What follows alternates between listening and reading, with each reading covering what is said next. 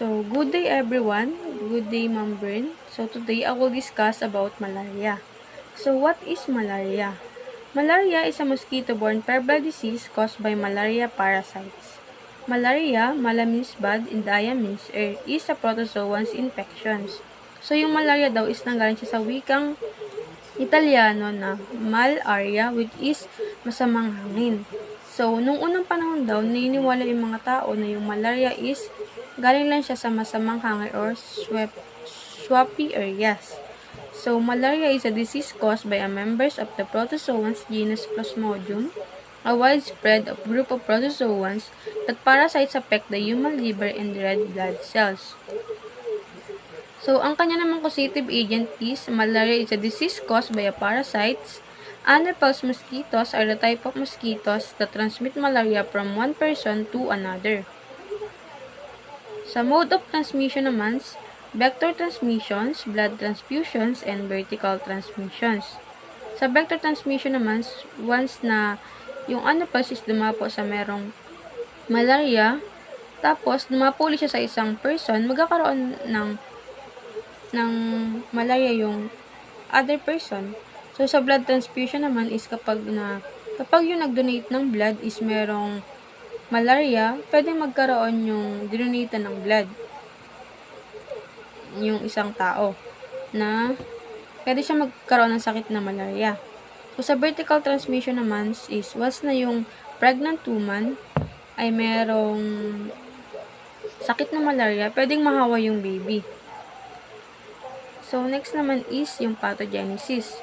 Malaria begins with an infected anopheles mosquito injects Plasmodium sporocytes into the bloodstream.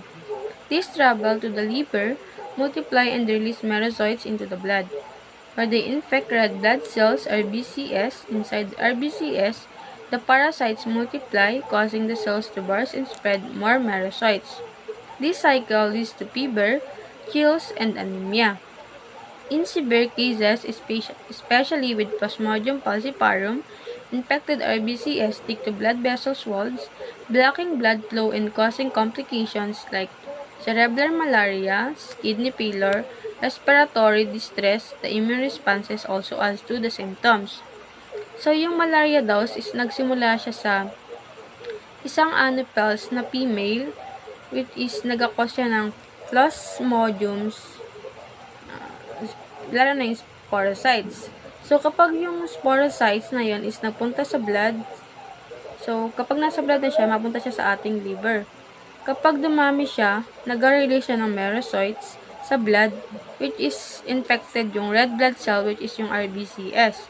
So, kapag dumami na yun, kapag naman yung cells niya ay nag-burst at dumami ng more parasites, so, yun yung nag-leads ng fever, chills, and anemia sa isang infected na ng sakit na malaria.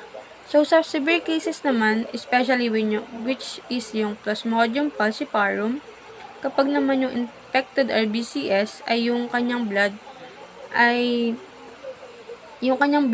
vessel walls ay natabo na siya ng blood flow, or yun yung nagabarang, parang yung kanyang blood is nagabara yung kanyang blood. So, yun yung nagakos ng complication ng cerebral malaria, kidney failure, and respiratory distress. So, next naman is clinical manifestations. Early symptoms can include fever, flu-like illness, chills, headache, muscles aches, tiredness, nausea, vomiting.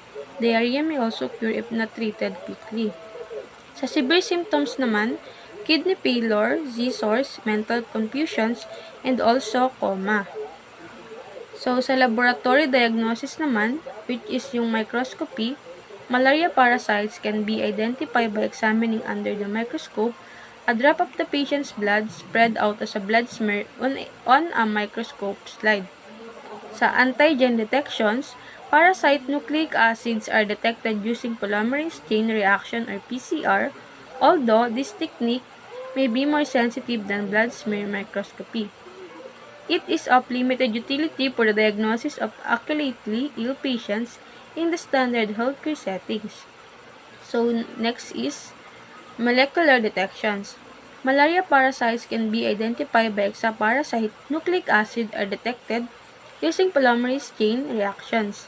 PCR, although these techniques may be more sensitive than blood smear microscopy. It is of limited utility for the diagnosis of accurately ill patients in the standard healthcare settings.